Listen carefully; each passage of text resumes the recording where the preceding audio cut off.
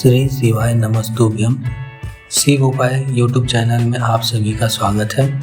प्रदोष व्रत कथा या प्रदोष व्रत किस प्रकार करें आज हम जानेंगे, और शिव कथा के बारे में और जानना चाहते हैं तो वीडियो को लाइक, शेयर और सब्सक्राइब जरूर कर दें। वाले को भोजन नहीं करना चाहिए, ध्यान दीजिए। फलाहार करो, उसमें भी नमक का सेवन मत करो। प्रदोष व्रत में नमक का सेवन वर्जित होता है। कारण क्या कारण होता है? उसका एक कारण माना गया नमक की वर्जितता। जिस समय पर एक नगर में एक ब्राह्मणी रहती थी, बहुत भाव से सुनिएगा, प्रदोष व्रत नमक को त्यागने का भाव। प्रदोष व्रत की किताब में भी मिल जाएगा आपको, आप पढ़ेंगे तो सुना होगा आपने। एक ब्राह्मणी रहती थी एक नगर में, उसका पति नहीं था। छोटा सा बालक एक साथ में रहता, छोटा सा बालक। अब ब्राह्मण के घर की धर्म पत्नी है। ब्राह्मण कर्मकांड करने वाला, पूजन करने वाला, पाठ करने वाला, अनुष्ठान करने वाला, पूजन करने वाला, मंत्र जाप करने वाला, भगवत भक्ति में डूबने वाला ब्राह्मण तो चले गया, ब्राह्मणी बच्चे के साथ रह रही। क्या करे वो? अकेली निवास कर रही है, अकेली रह रही है। और ब्राह्मणी बच्चे के साथ भ्रमण करती रहती, घूमती, कहीं कहीं दर दर जाकर कुछ भिक्षा को मांग कर लेकर आ जाती। और भिक्षा लाने के बाद में उस भिक्षा को जब लेकर आती तो अपने बच्चे को भी खिलाती और स्वयं भी उसका पान करती। एक दिन ब्राह्मणी भ्रमण करते करते प्रदोष काल के समय पर शिव मंदिर में प्रवेश करी। प्रदोष काल के समय और शंकर मंदिर में जब प्रवेश करा, प्रदोष काल किसको कहते हैं? सूर्य अस्त हो रहा हो, रात्रि प्रवेश कर रही हो, दोनों का जब मिलन हो रहा हो वो प्रदोष काल कहलाता है। दोनों का जब मिलन, सूर्यास्त हो रहा, रात्रि अपना चरण बढ़ाने के लिए आगे बढ़ रही हो और दोनों का जब मिलन हो रहा है, वो प्रदोष काल है, वो प्रदोष का समय है। ब्राह्मणी मंदिर में प्रवेश कर रही। जब ब्राह्मणी मंदिर में प्रवेश करी, मंदिर के अंदर पहुंची, प्रदोष काल का समय था, प्रदोष का समय चल रहा था। और प्रदोष काल के उस समय में जब ब्राह्मणी ने देखा कि कोई भगवान की भक्ति में लगा हुआ है, भगवान के रस तत्व में डूबा हुआ है। आज ब्राह्मणी के पास में कुछ पदार्थ नहीं है, अपने बच्चे का पेट भरने के लिए कोई सामग्री नहीं है, और कुछ आस लेके वो प्रवेश करिए, कुछ आस लेकर वो अंदर प्रवेश कर जाती है।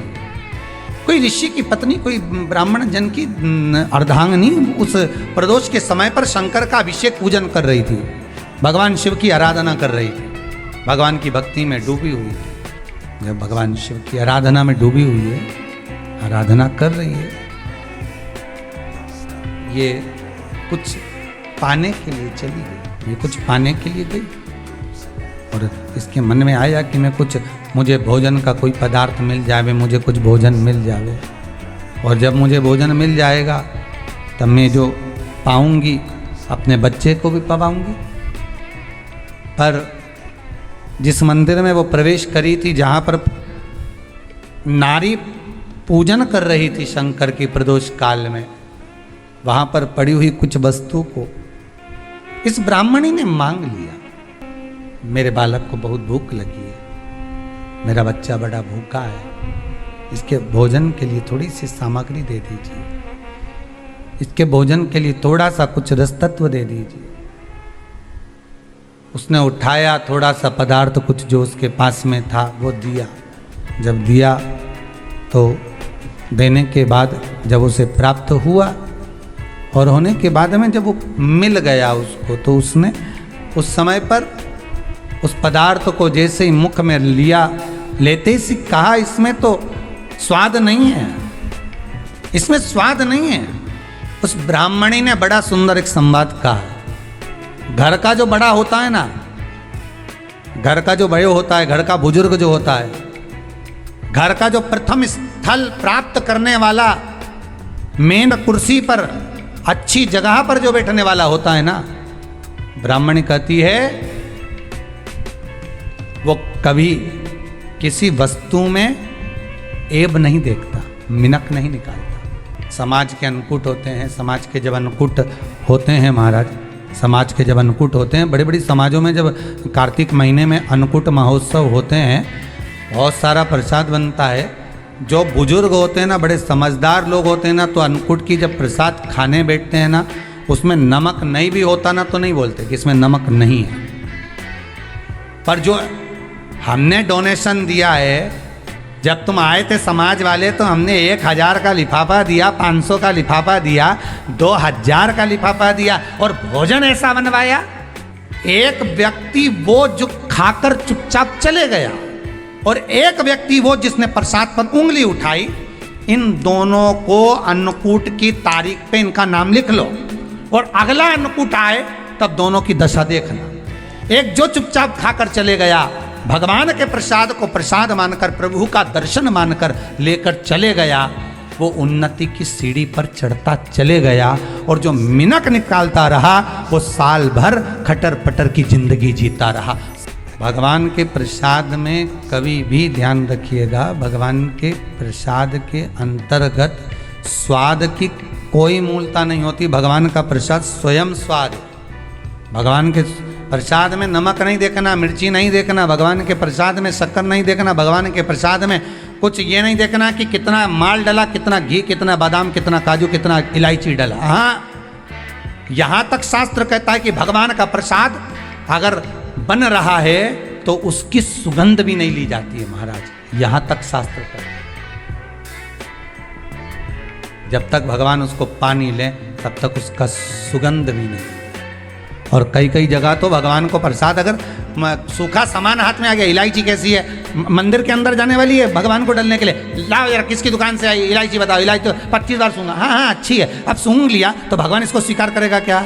अरे जम के तो बोलो। एक फूल तुमने बगीचे से तोड़ा और सोचा इसमें पहले मैं सूंघ लेती हूँ, इसमें स्वाद है कि नहीं, इस फूल में गंध है कि नहीं, इसमें सुगंध है कि नहीं, और फूल सूंघ लिया, उसके बाद तुम भगवान को देखो, भगवान स्वीकार करेगा नहीं। कई कई घरों में तो हंडी से दाल चलाती जाए ने हाथ में डाल के। महाराज ब्राह्मणी ने जैसी मुख में लिया तो ये श्रेष्ठ नहीं है। जो ऋषि की पत्नी अंदर पूजन कर रही थी प्रदोष काल, उसने कह दिया आपका चेहरा बता रहा है कि आप ब्राह्मण की धर्मपत्नी, पर आज आप दर दर जाकर अगर भिक्षा मांग रही हो, दर दर जाकर अगर भीख मांग रही हो, दर दर जाकर भिक्षा को मांग रही हो, तो इसमें आपके पति का दोष नहीं है, दोष आपका है। क्योंकि आप भगवान के प्रसाद में भी जो स्वाद देखी थी ना, ये आपका एक जन्म का नहीं है, ये ना जाने कितने जन्म का है। ब्राह्मणी के मस्तिष्क में बैठ गया, ब्राह्मणी के उस का ना वो बक्कल में नहीं अक्कल में बैठ गया कि ये स्वाद नहीं देखना। इसलिए प्रदोष व्रत के अंतर्गत ब्राह्मणी ने उस दिन से विचार कर लिया कि जैसे आप पूजन कर रही हो, जैसे आप अर्चना कर रही हो, जैसे आप आराधना कर रही हो, ऐसी आराधना, ऐसी पूजन, ऐसी भक्ति मैं भी करूँगी, ऐसी आराधना मैं भी करूँगी। अब मैं स्वाद नहीं देखूंगी। तो प्रदोष व्रत करने वाले को ध्यान रखना चाहिए कि नमक का सेवन ना करे, भोजन ना करे, फलाहार करिए, फल का आहार करिए, प्रयास करिए। और यदि आपने व्रत का ले लिया भोजन का कि हम तो एक टाइम फलाहार करेंगे, एक टाइम भोजन करेंगे, ऐसा भी कई लोग प्रदोष ले लेते हैं, तो वो बात आपकी है, आप तक रखो, ठीक है, अपने मन तक। ठीक है, बाबा आपकी मनोकामना पूर्ण करे, वो भी भाव। अरे भगवान को धन्यवाद दो कभी कभी कि तूने अच्छे घर में पैदा किया, अच्छा परिवार दिया, अच्छा पति दिया, अच्छी पत्नी दी, अच्छे बच्चे दिए, अच्छा कुटुंब दिया, घर दिया, दुकान दी, जमीन जायदाद दी, शरीर अच्छा दिया, हाथ पैर आँख नाक मुंह सब बढ़िया दिया, एक के भी निपटा के नहीं भेजा तूने। मान लो एक आध निपटा के भेज देता तो क्या झगड़ा करने ऊपर जाते? एक ही कान देता और एक गायब कर देता तो यहाँ से चिपका देता, क्या कर लेते? हाथ एक देता और एक गायब कर देता तो क्या झगड़ा करने जाते ऊपर कि मुझे ऐसा शरीर दिया? नहीं, भगवान को धन्यवाद देना कि मुझे अच्छे घर में पैदा करा, कटोरा लेके वहाँ चौराहे पे नहीं बिठाया, तूने अच्छा घर दिया, 2 समय की रोटी दे रहा है, खूब जोरदार शरीर दिया, भजन करने का मुहूर्त दिया, और बचा कुचा था तो ये सियोर वाला महाराज दे दिया, कथा सुनाने वाला। शाम के समय पर प्रदोष काल में बेलपत्री के पेड़ के नीचे, चाहे शंकर के मंदिर के दरवाजे पर या शिव मंदिर में, अगर आप प्रदोष के दिन दिया लगाते हो, सोमवार के दिन दिया लगाते हो, तो ऐसा कोई व्यक्ति नहीं जिसको मेरे देव अधिदेव महादेव मेरा विश्वनाथ भंडार नहीं भरता हो, खाली नहीं छोड़ेगा, दे देगा, भंडार भर देगा, कमी तो नहीं रख सकता, ये पक्का। पर तुम करना ही नहीं चाह, 2-4 सोमवार करो और उसके बाद के तो महाराज जी हमने तो करा था, हमको तो मिला ही नहीं। 2-1 प्रदोष करा तुमने, अरे 1 आध साल करो, सारे दर बदर भी तो अपन ठोकर खा कर आए, इतना साल निकाला अपन ने, और 6 महीना 3 महीना 4 महीना भगवान से निवेदन तो करो, दिल से कहो तो सरी, नी भंडार भरे तो बात दूसरी, एक बार बोलो तो। पर जगत के लोगों के सामने जाकर मत कहना, कहना तो देव अधिदेव महादेव से कह।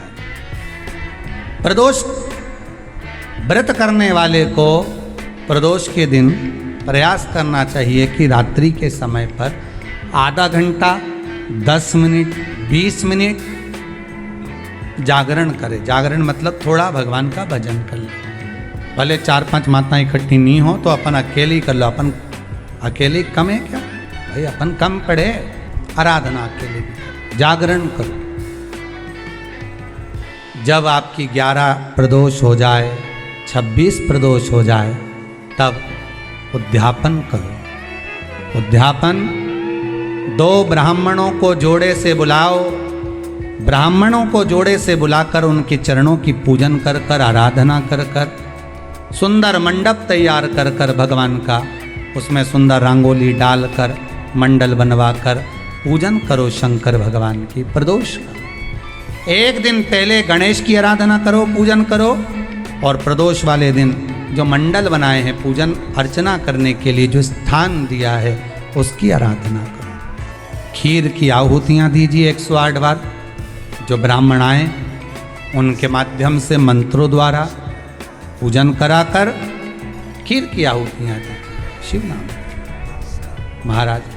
फिर ब्राह्मणों को जोड़े से भोजन कराकर, चरणों को नमन कर कर, दक्षिणा प्रदान कर कर, निवेदन कर कर ब्राह्मणों से कहें, हे ब्राह्मण देवता, आप हमें आशीर्वाद प्रदान करें कि जिस प्रदोष का हमने व्रत किया है उस व्रत का पुण्य फल हमें प्राप्त हो।